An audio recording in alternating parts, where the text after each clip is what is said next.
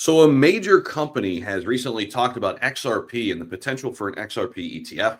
In this video, it's going to be a quick video for you guys. I'm going to give you guys which company is talking about an XRP ETF, the pros, the cons, how it could impact the price of XRP, and give you guys a little bit of a background in terms of the overall market right now.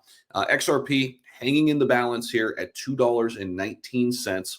We did do a good job yesterday of closing above $2.15. We talked about why that was important, right? If we don't hold that $2.15 level, well, the likelihood of us going down to $1.88 was very real. But so far, the whales, big money, have propped up the price of XRP. Anytime we've dipped down close to $2, remember, before Trump got reelected, we were sitting at 50 cents for years. It was an amazing opportunity to accumulate this asset. Now we're talking about $125+ billion company in Ripple, and still going through this lawsuit. What could happen when this lawsuit is over? I mean, could XRP reflip Tether? Of course, it's right there on the heels. Could XRP one day flip Ethereum? Remember, back in 2017, XRP was bigger than Ethereum. It was Bitcoin and XRP. Then the lawsuit happened. Ethereum had its run. I think the likelihood of XRP to perform extremely well still from these price levels is really high as we roll into 2025. And I'm kind of on board with what I read in this article. Now, guys, go ahead and hit the like button, subscribe if you haven't already.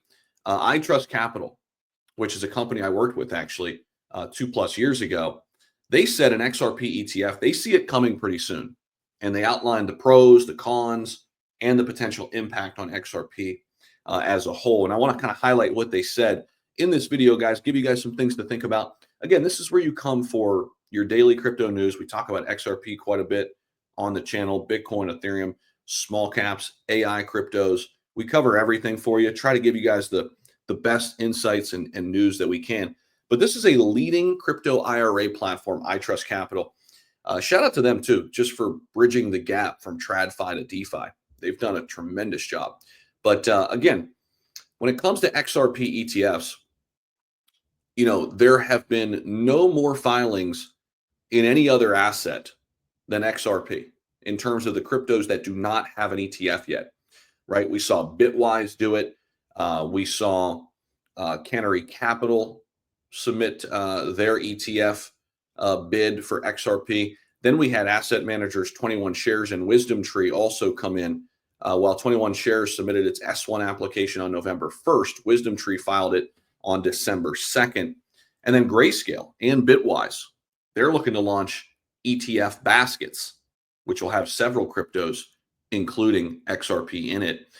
So there are some rumors about Solana, HBAR, Litecoin, but the crypto that has had the most hype, or at least the most filings, right?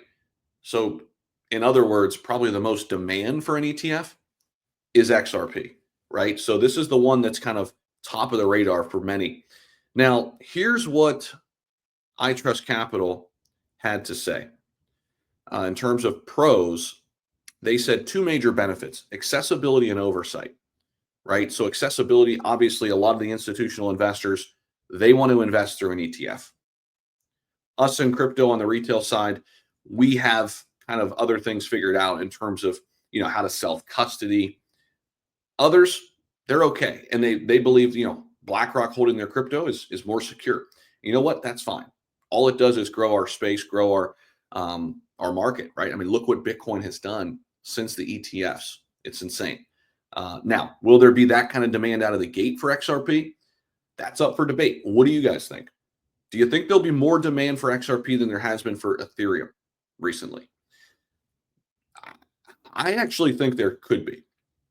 And I'll tell you why, because Ethereum's hard to understand with smart contracts, whereas XRP, you look at Ripple and they're already doing business. They've been doing business since 2017 in terms of partnering up with big banks and allowing them to use their system that is better than the SWIFT banking system when it comes to moving money globally, right? So iTrust Capital highlighted some drawbacks for the ETF as well. Obviously, you're going to have limited trading hours. That could change over time. There's been rumors that the stock market could go 24/7 now. We'll see if that actually comes to fruition. Non-direct ownership of XRP. right? You're just owning something that's tracking the price. You could have tracking errors, and then you're going to have high fees. Once you get your asset in self-custody, you're not paying fees until you offload it, right? Now, what about the impact of XRP? I think this is a big point, and I think we saw this with Bitcoin as well, because BlackRock has had to scoop up so much Bitcoin in order to have that one-to-one backing, right? That is creating, a supply shock. And I think something similar could happen with an XRP ETF. You're going to have increased institutional demand, broader market attention. But remember, fund managers, they're going to have to hold a large amount of the XRP token to actually back the investment vehicle to have that one-to-one, proof of reserves, essentially. And the eyeballs that this would get, right? I mean, you then put XRP in a class of its own with Bitcoin and Ethereum. That alone, right, is very, very significant. In terms of market attention, the potential approval of an XRP ETF could just raise overall awareness. You could start seeing XRP more on, Fox Business, all these channels that track crypto. Right now, it's pretty much Bitcoin, Ethereum exclusively. Every once in a while, if an altcoin's doing something crazy, we've seen Dogecoin be discussed here and there. But if XRP, got this ETF, I think that would take them to the number 3 spot again, which they've already been there. And you'd have Bitcoin, Ethereum, and XRP kind of in a league, in a class of their own. Now, in terms of the timeline for approval, there's no official timeline, right? We're kind of waiting to see what's going to happen. How quick will the Trump administration handle blockchain and crypto? We know they're putting together an entire committee with David Sachs at the helm. We have new leadership at the SEC, a pro-crypto advocate in Paul Atkins.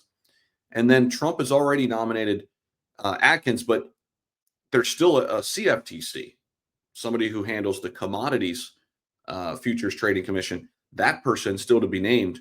Consequently, the crypto community very optimistic about this administration coming in. I don't think it'll be the first thing on Trump's list to tackle, but it will be something I think high on that priority list.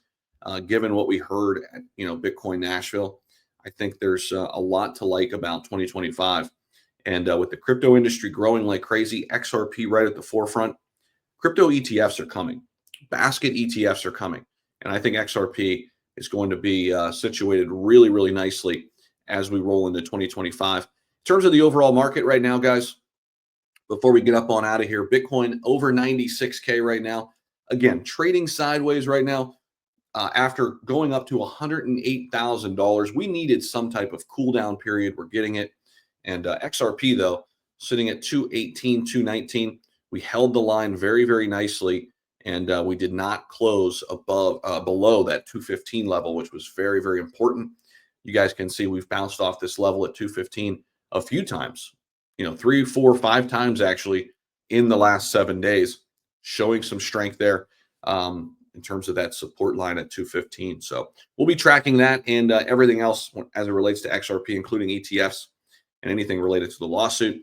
Make sure you guys do subscribe down below, and we'll see you guys in the next video.